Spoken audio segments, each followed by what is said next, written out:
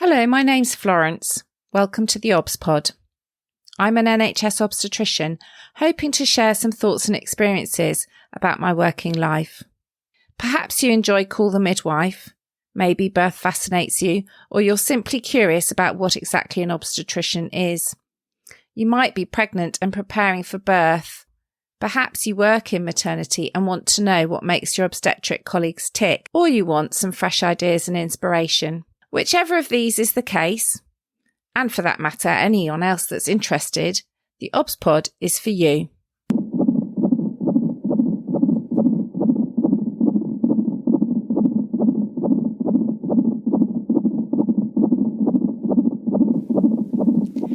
Episode 30. Statistics. When I say the word statistics, it always makes me think about a famous saying from my childhood. There are three kinds of lies: damned lies, and statistics. In obstetrics, we use statistics frequently, whether it's to tell a woman the chance of her baby having a genetic condition, such as sickle cell, or when we talk to her about place of birth. We deal with probability. What are the chances of this happening, that happening, this complication or problem arising? We're dealing with evidence-based medicine. So a lot of what we talk about is numbers. Quoting numbers at couples is often the reason we use to explain why we're recommending a particular course of action. But do we really use statistics well? And why does that childhood phrase pop frequently into my mind? Let's start with a definition of statistics. According to the dictionary, statistics is a branch of mathematics, dealing with the collection, analysis, interpretation, and presentation of masses of numerical data. Yeah, that's what we're talking about. That's what we're dealing with all the time. One of the key statistical conversations we have in early pregnancy is about screening. Screening for Down syndrome, Edwards and Patau's, as these are the most common chromosomal abnormalities, and there's a national screening programme to detect them. The screening programme is by its very nature not a diagnostic tool. It's used to pick up pregnancies that we think are more at risk. We tend to use a cut-off probability of 1 in 150. It's commonly used to decide if a diagnostic test might be necessary or advised. Obviously, this depends on what the woman's attitude is to having a baby with a chromosomal problem, and I will talk about the ethics and morals of that discussion in a different podcast. But this means for every woman with a higher or equal chance than 1 in 150 is termed, in inverted commas, screen positive.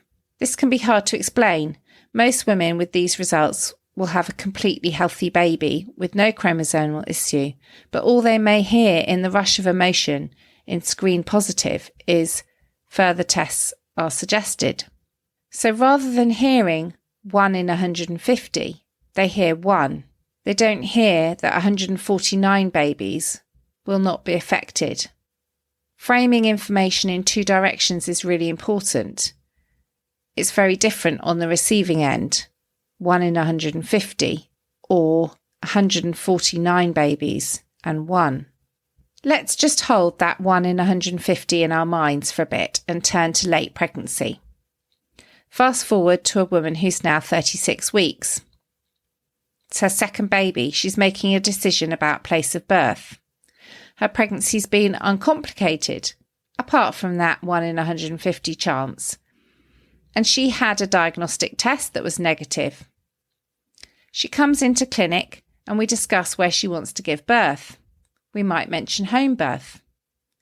Her response might be, "Oh no, I wouldn't consider that. My pregnancy was quite stressful because of my screening test result, and I just want what's safest.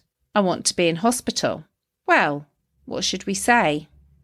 Well, the truth is we should probably say that if 1,000 women planned birth at home, 998 babies would be healthy and 2 would be unwell injured, or in worst case, die. Whereas if she's in an obstetric unit, the numbers would be 997 and 3, respectively. We might go on to say to her that for 96 of 100 women having birth at home in her situation, they will be well, and 4% will have complications at home. Whereas if she comes into an obstetric unit, it might be that she's got a 30% chance of a complication, an episiotomy cut, an instrumental birth, induction, or even caesarean. I've included a Birthplace infographic in the programme notes, which is really helpful in visually explaining this. So this is a woman that felt 1 in 150 was high enough that she needed to undergo a diagnostic test, but who will now choose 3 in 1,000 and a 30% risk to herself to be in hospital. I'm clearly oversimplifying things tremendously, but the rates and statistics are very different. The point I'm attempting to make is how honest are we about figures?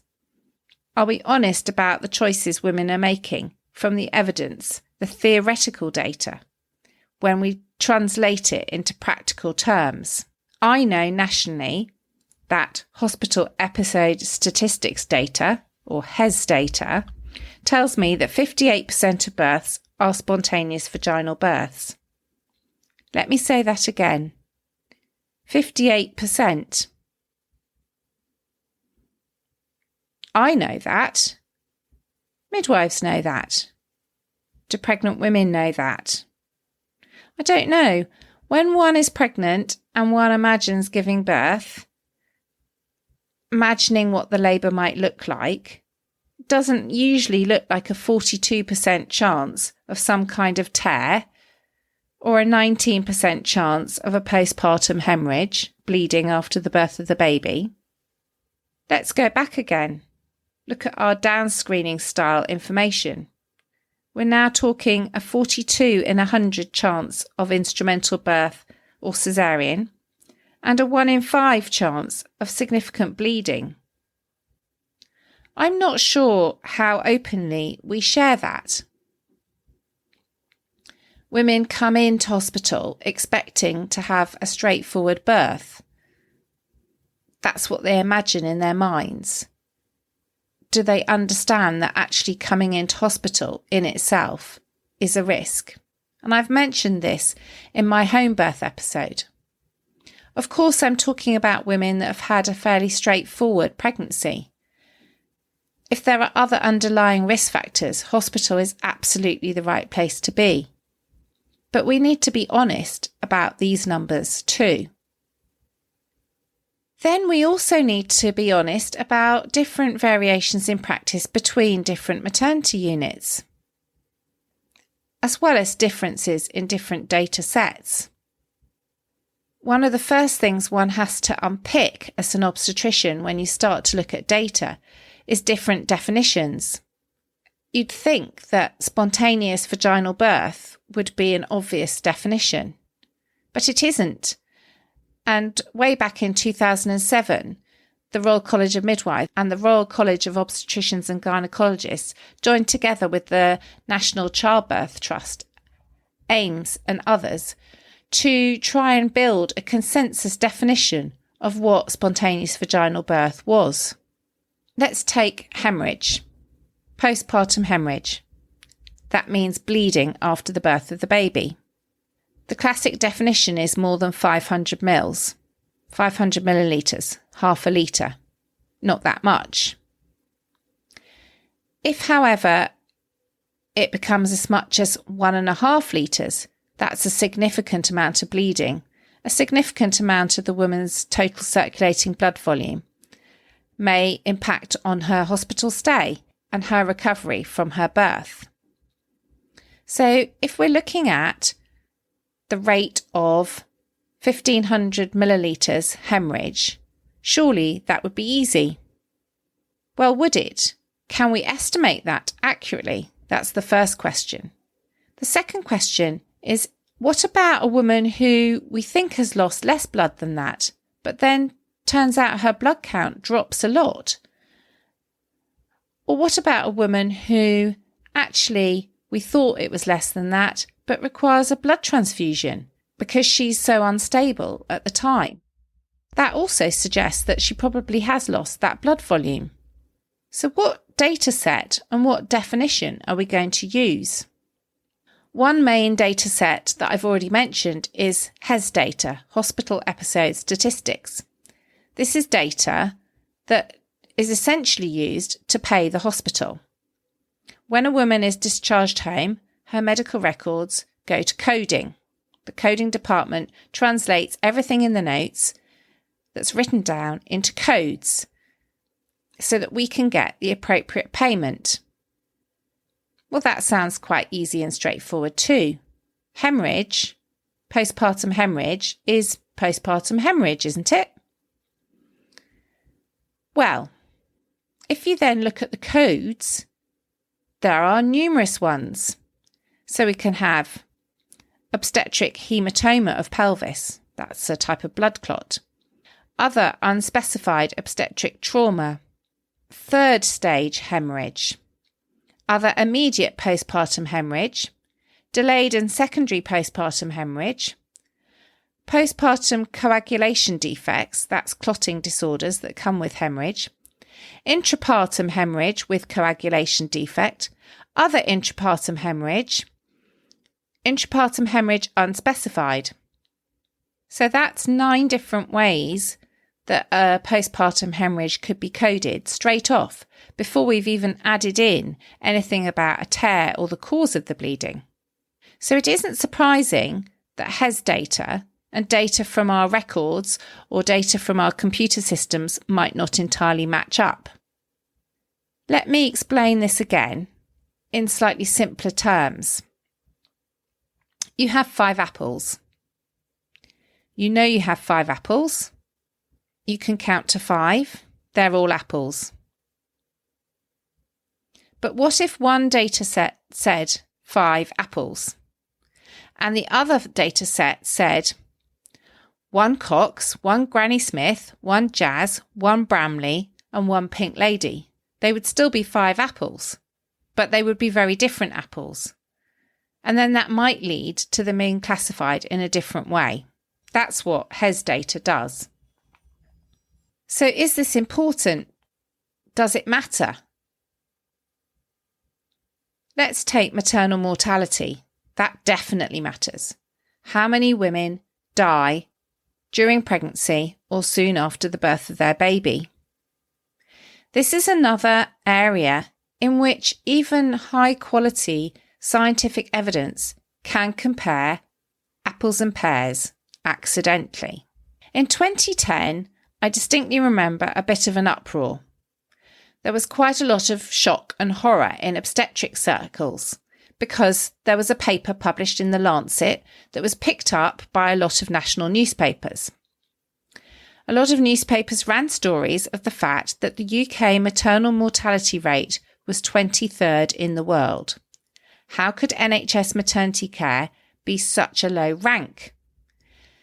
The same Lancet paper also explained that maternity care in the UK was not improving as rapidly as it was in other countries.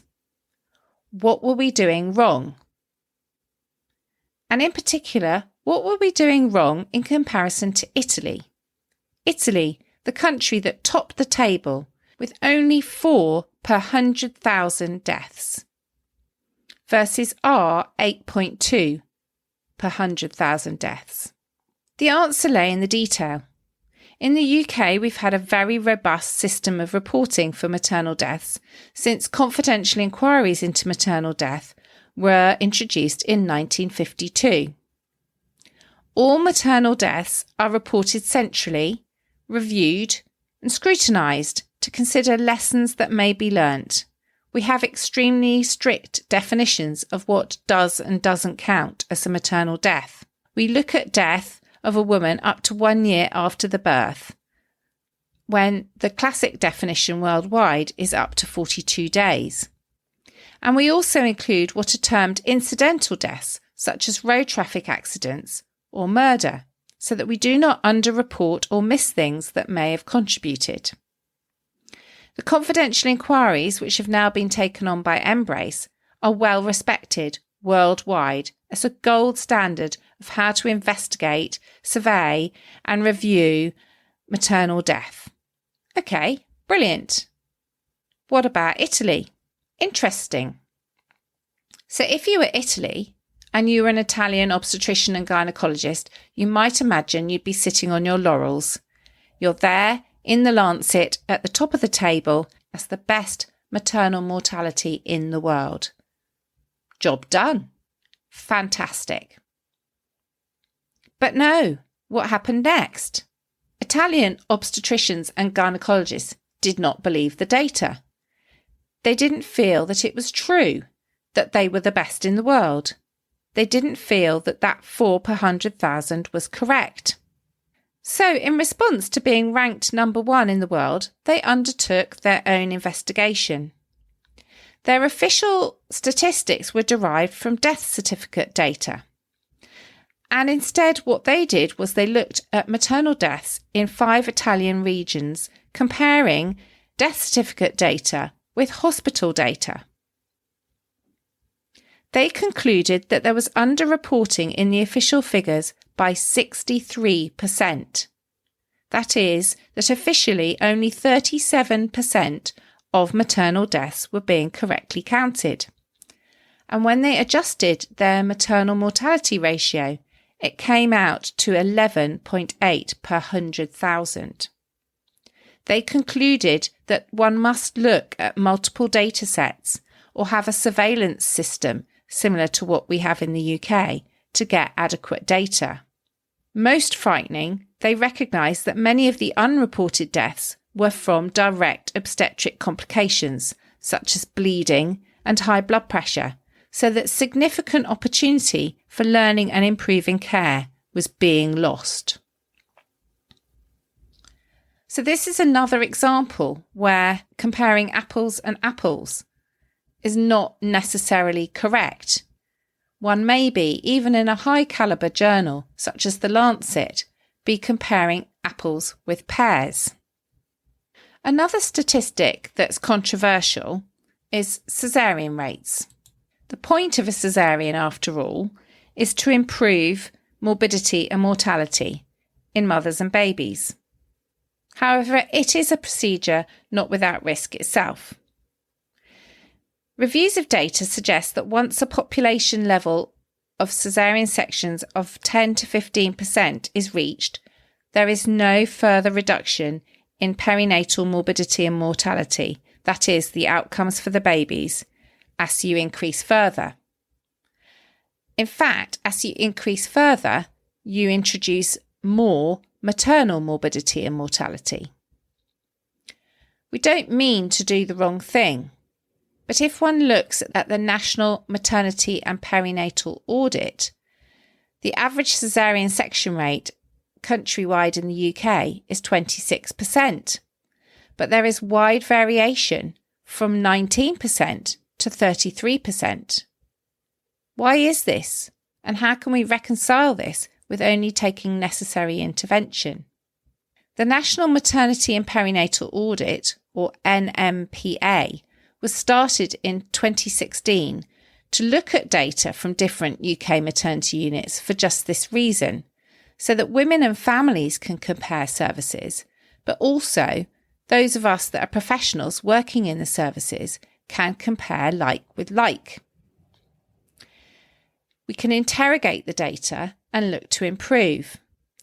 The NMPA helpfully includes colour coding to indicate if something is higher or lower than the mean, and funnel plots that adjust for case mix, birth number and so on, so that one can see if something really is a clear outlier or is just due to the demographics of that particular hospital.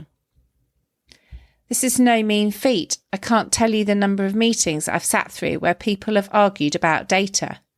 Yes, it's a complex issue, but seriously, people give reasons why their data at one hospital is different to another. So many arguments about definitions, mitigating circumstances, different background populations. tertiary referrals. The list is endless, baffling with science. So the advent of the NMPA is very welcome, and you can take a look in more detail at the NMPA if you wish. I've included a link. Let's now turn to the zesty bit. What do I want you to learn from all this? As a doctor, I need to talk evidence-based medicine. Be scientific, use the numbers to help women make decisions. But I must confess, that isn't really me. I'm not really a numbers, science, detail person. I'm more a feeling, intuitive person. Of course, there's an argument for this. Application of numbers to individual situations is difficult. I need to explore what's important to the woman in front of me and not make an assumption. Thinking back to Montgomery and informed consent that I mentioned in last week's episode, Big Baby, we need to give women good information on all her options. After all, we've moved away from a paternalistic model of medicine where we tell people what to do. Sometimes, though, I feel we're baffling women with an infinite number of choices and a large amount of information. It's not that unusual that in a clinic I get a woman saying to me, "What would you recommend? What would you advise? What would you do if you were me? I just want someone to tell me what to do. There's too much choice." So I think what I'm trying to say is stats are important, but they're only part of the jigsaw. Medicine, yes, it's a science, but it's an art too. So try and help a woman through the evidence, what's relevant to her and what isn't, alongside understanding what are her priorities and listening to her. I think that's the key.